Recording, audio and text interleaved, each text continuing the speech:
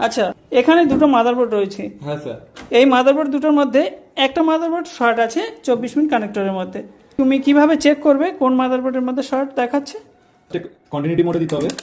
একটি প্রব এখানে কানেক্ট করবো, হ্যাঁ স্যার। আর অপর যে প্রবটি রয়েছে এই প্রব দিয়ে প্রত্যেকটি তারের পিনের সঙ্গে কানেক্ট করে দেখব যেখানে যেখানে পজিটিভ আছে সেখানে কোনো বিপ সাউন্ড যেন না আসে, আর যেখানে ব্ল্যাক আছে সেখানে বিপ সাউন্ড আসবে।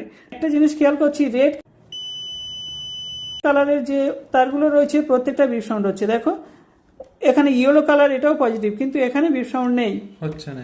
এখানে ইয়েলো কালার, এখানেও বিপ সাউন্ড নেই। এখানে অরেঞ্জ আছে, 3.3 ভোল্ট থাকে, এখানেও কোনো বিপ সাউন্ড নেই। কিন্তু রেড কালার যেখানে যেখানে আছে, ধরো একটু, রেড কালার যেখানে যেখানে আছে সেখানে বিপ সাউন্ড হচ্ছে, আমরা দেখতে পাচ্ছি।